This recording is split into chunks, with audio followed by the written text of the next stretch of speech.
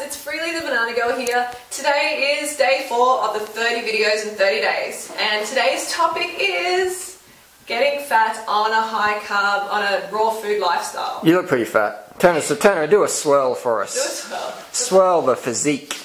Just go back to the bumblebee has arrived. There's no cellulite in the back of your legs anymore. No, do you remember there used to be? At the start there used to be. What sort of treatment did you get?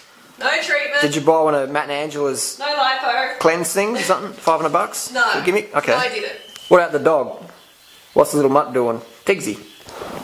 Yeah, so like gaining fat on a high carb, high fruit lifestyle, is it possible? Well, look, firstly we need to determine whether it's actually fat, fluid, muscle, bone weight, because a lot of people are like, oh my god, I'm gaining fat, but are you really gaining fat? You know, we need objective measurements, and one that is probably the closest that we can get to accurate, which is still not completely accurate, is a DEXA scan. Yeah.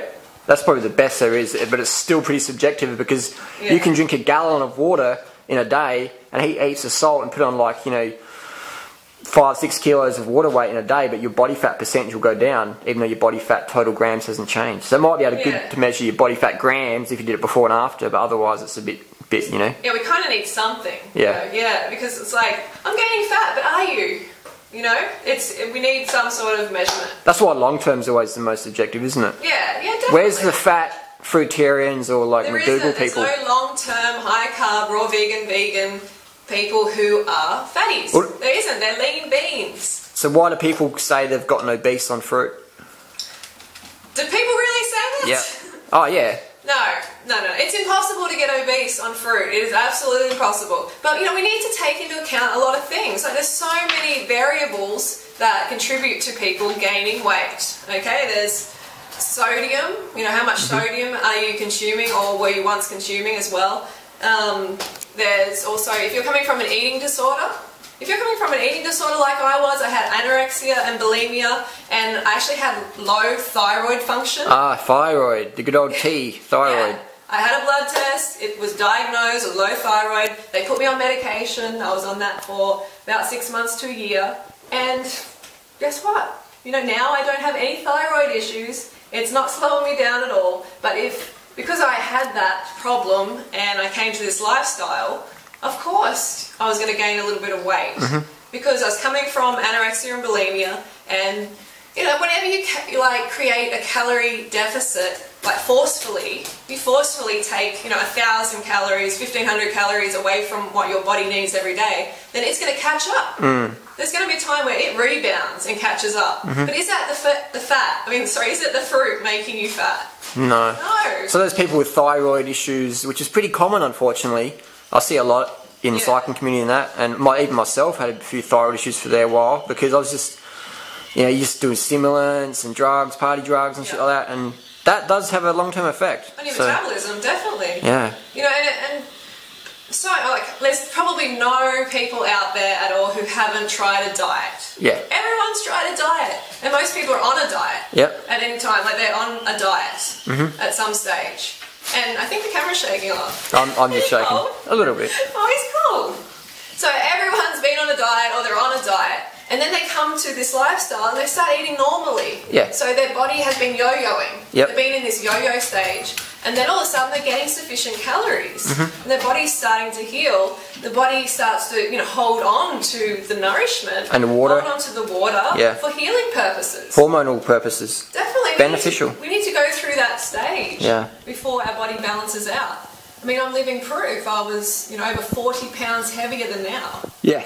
Over 40 pounds, that's a lot to drop in the toilet, basically. I honestly, sincerely believe you would have become obese if you stayed on the paleo diet and all that. Easy. Same with me.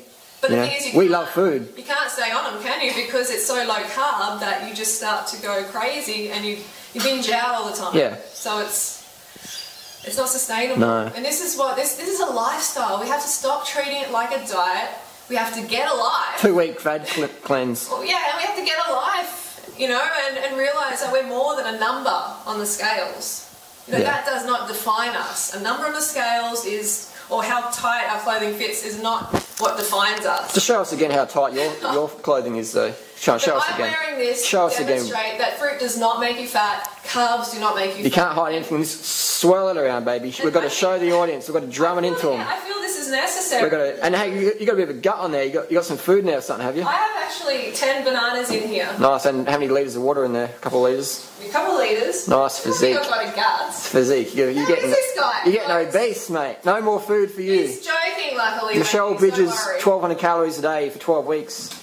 What a joke that is. I just want all the ladies out there in particular to know that I totally feel for you. I know how freaking frustrating it is to be stuck in this diet world for years and years and years, and then come to this lifestyle and maybe gain a bit of weight and go, oh shit, you know, I'm gaining weight. Like, this isn't working. This is just like other diets. It's not. You have to go through a healing phase before your body balances out. But you will. Yeah. Trust me, you will. I see it all the time. There's no long-term, high-carb, raw vegan people. I don't know. Fat. Let me just say some names, and you say fat or thin, fat or slim. Yeah. Me. Slim. You. Slim. Chris Randall. Slim. He lost 150 pounds. You know, so he might not look like a Kenyan marathoner just yet, but in due time. No, he's slim. He looks great. Yeah, Doug, Graham. Slim. Christina. Slim. Megan Elizabeth's lost a lot of weight. Slim. Who else have we got? There's a lot of people. There's a lot, yeah. Chris Kendall. Because they're sticking on, you know, you don't have to be 100% raw to be slim, okay? You don't have to. You have to. What, so you can have a bit of KFC? You have to be high carb. What about the people we know who still eat a lot of fruit, but they eat a lot of KFC and they're still fat? Well, they're not doing the program, are they? I think that's another case. I mean, definitely people do, you know, have gained weight. You know, like I did as well. But I was yo-yo. I was in yo-yo mode. You were. Absolutely. But the reality is, to be objective, after about 6 months of you being on the program, in July 2008, when I saw you again, you've been across Australia, you had changed. And then from then on, you just went down. A lot of people have been asking that. When exactly how long did it exactly take for the weight to come off? So it took me a good couple of years to lose, you know, the majority of the weight. And then it just started going down and down. Did you do any juice fasting or feasting to lose the weight? That's another thing. A good friend emailed me. She said, why am I putting on weight? And I'm like, I had a look at a diet. I'm like, oh, you know, you're having too many meals that are just juice for too long. What, too much sugar? No. Like, now you're in rebound mode because it's not because it's too much sugar, it's because there's not enough fibre, you're not getting enough calories, you're not getting enough sugar. So green juices. Yeah, a lot of those green juices, well, you know, they can really send you back into slow metabolism. Slow it down to like a slug crawl. Yeah. Well, Angela Stokes, man, she's put on a lot of weight. I saw one of her video clips recently, and sort of Matt Monarch had a bit of a side of her body, and she's put on a lot of weight. Quite sad. Well, high-fat, raw, superfoods, juice, colostrum, dairy, eggs, meat. Eventually leads to weight gain. For sure. Eventually it will. Yeah. And so go with long-term, yeah? Yeah, go with long-term. Long-term drug-free results. And someone asked, like, when was it aha moment? You know, that high-carb and high-calorie vegan was the way. Raw vegan. And I think it's just been a gradual thing. There hasn't really been this aha moment. Do you find that too?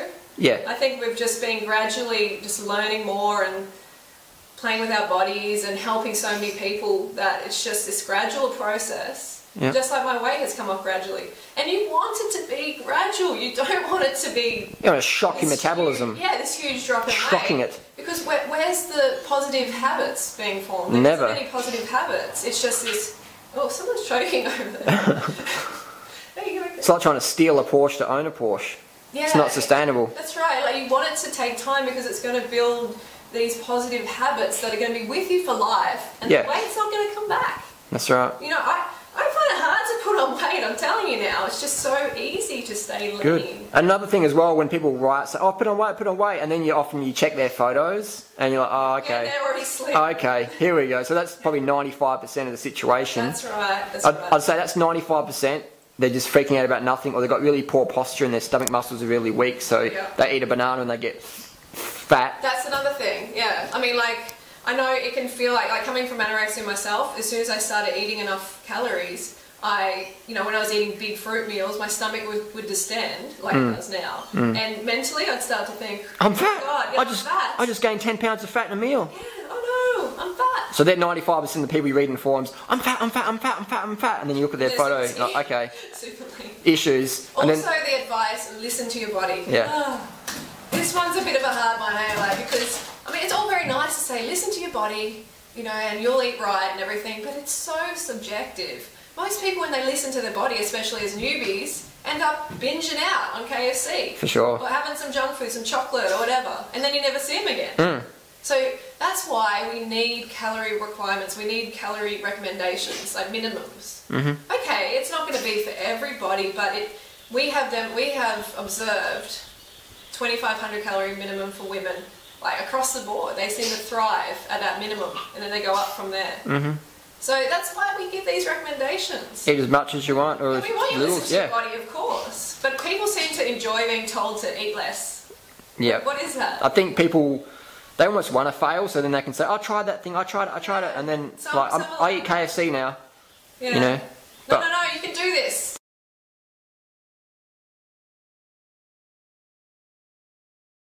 Okay, so that's my message today. Hope you enjoyed it, and I'm going to see you tomorrow, day 5. Got a good video lined up, and don't forget to go. One more swirl, just in case you got fat in the video. Just in case you got fat in the video. Swirl it around. Don't hurt yourself.